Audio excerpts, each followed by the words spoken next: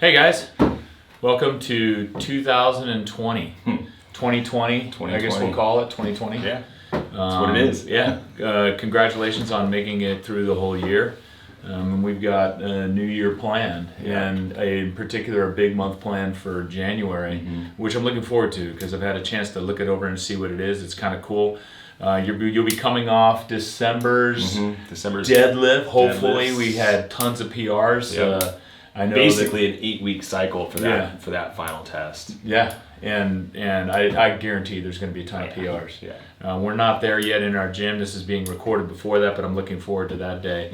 We're also coming off strict push press combination, which is great too. We're going to test 3 rep max on the push press with a 1 rep max on the strict press. You got it. And then the progressions for this month, handstand push-up and pistols, are going to pay off a little bit for January. So through December, we've kind of focused mostly on the handstand and positions along with some core work, which is then going to transition into our January handstand push-ups. That's cool. Yeah. Jamie Lee, look for a 2020 breakdown of how he maps the year and plans the entire year.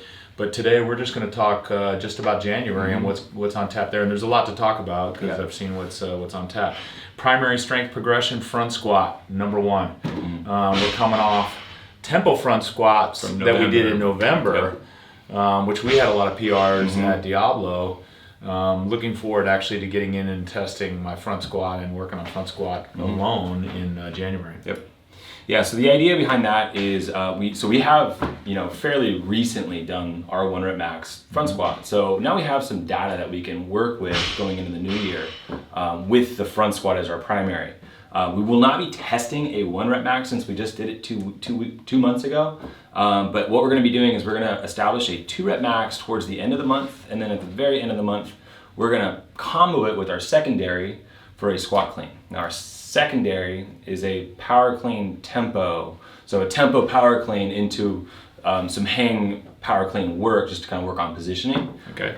So secondary movement is a tempo power clean complex. Yep. Right on. All right, that'll be good. Well, I know the tempo stuff works. We saw that with the front squats and what it did for people, and me in particular. And then finally, handstand push-up work on its own. So handstand push progressions.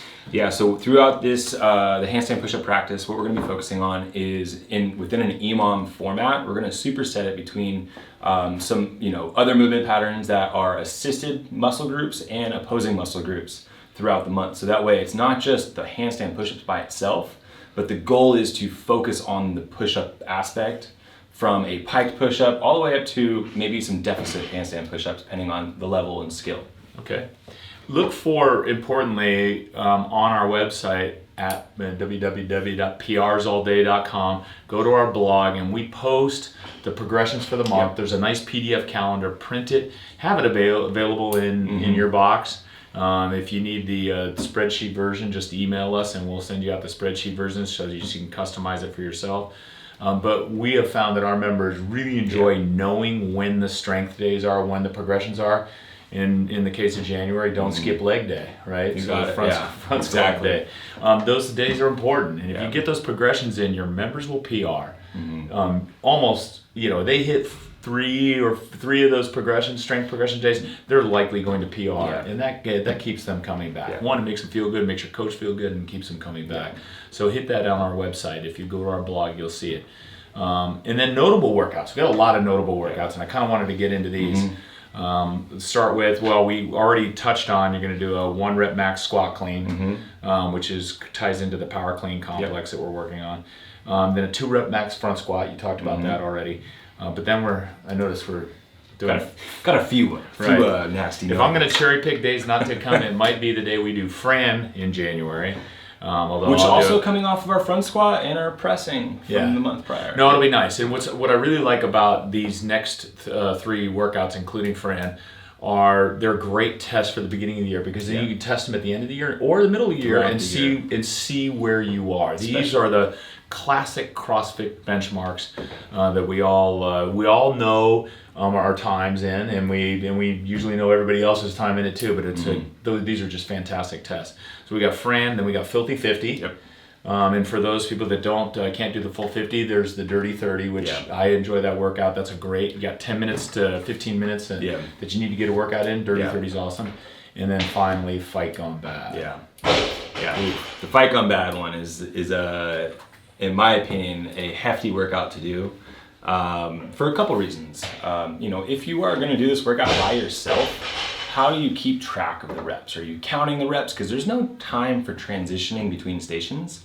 So it's really helpful to have somebody there to count your reps for you. It's also good practice for, open kind of formats and judging and, holding your friends and members accountable to their reps during a workout. But one thing I had suggested in the workout description is to break this up into groups of 2. So for example, you and I are partners. You're going to go do the workout first. So you have essentially the 5 movements into a 1-minute rest, 3 rounds through. So throughout the first 4 movements, you got wall balls, barbell, box jumps, another barbell, and then you get on the rower. So you have a row and a minute rest where I don't need to keep track of your reps. We can write it down off the monitor after you're done with the row, and then you got a minute rest. Throughout that time, that's where partner B would want to kind of go through some of those movements, stay loose, don't just get stuck and stagnant, standing there keeping count. So that way when you're done, we've got a 5, 6, 7 minute transition, which will give me a chance to kind of really focus on getting my heart rate up, hit the restroom, whatever I got to do before I get into the workout. And same thing for you, gives you a chance to recover and not be so WOD drunk while you try to count my reps. Right. Coaches, keep in mind, Fight Gone Bad is a 17-minute workout, including the rest intervals. And if you do 2 heats, that's 34 minutes. So you need to get just for the workout. You need to get in before class to set up the workout, and then you need to move quickly to get people warmed up and going. Fight Gone Bad is one of those ones, along with Filthy 50. Filthy 50 can be that are too. Can be a logistic nightmare for a coach. Get in early, get them warmed up quickly. One of the things that I like to do if I'm coaching these, I warm them up with the movements themselves. Through the movements, yep. Yeah, through the movements. I'll coach the movements. Just start with scaling. Yep. Box jumps, we start box step-ups, move into box jumps, boom, quickly move to the next piece of equipment. Why these 3 workouts, by the way? These are some of the most commonly well-known CrossFit workouts, and as we start this new year, it's good to go through and collect some data and also test where we're at in our fitness. Right. And that's the beauty of CrossFit. It's all quantifiable. So as we go through the year, we can continue using these numbers for future workouts down the road. Right. We will see these workouts again, not at the end of the year, but somewhere throughout the middle of the year as we get closer towards the Open. Yeah, I think that's something that CrossFit affiliates don't spend enough time emphasizing to prospective members and to their existing members. Everything we do is measurable and repeatable, and that is absolutely not true anywhere else. Yeah. And no matter what fitness boutique that your members may be coming from or going to, it is not measurable and repeatable. And that is the true measure of fitness, being able to do something again, but do it faster. Yep. Only one thing happened. You got more fit. Yep. So that's a great month. So we've got a great 3 great progressions and then a series of great workouts. So we're kicking off January with some great stuff. It's going to be a good year. Yeah. One more thing before we go, just a quick commercial. We host, or Progressive Programming is a primary sponsor for the Road Royalty rowing competition. It's a similar competition to the Open in that workouts are announced once a week for 4 weeks, beginning January 16th, and it'll run until February 10th. Once a week, the workout's announced, and it's a rowing workout, and it's different than your average rowing. It's not a 500-meter row, it's not a 2K row. Those might show up, but they'll show up in a very unique and entertaining format. We have thousands of people from around the world now participating in this, and the cash payouts on this Road Royalty competition are some of the largest in any online competition. We get Olympians that are rowing, Olympic rowers participating. Big rowers. Lots of rowing clubs and lots of CrossFitters. So Road Royalty, ROWD, royalty.com. Go there, register. Put a team together for your affiliate as well, and you can compete against other affiliates around the world. Yep. Kind of a cool thing. RoadRoyalty.com. That's our plug. Look for our progressions calendar. That'll be up in the middle of the month, and print that out and have that available for your members so they don't miss strength days. Yep. Cheers.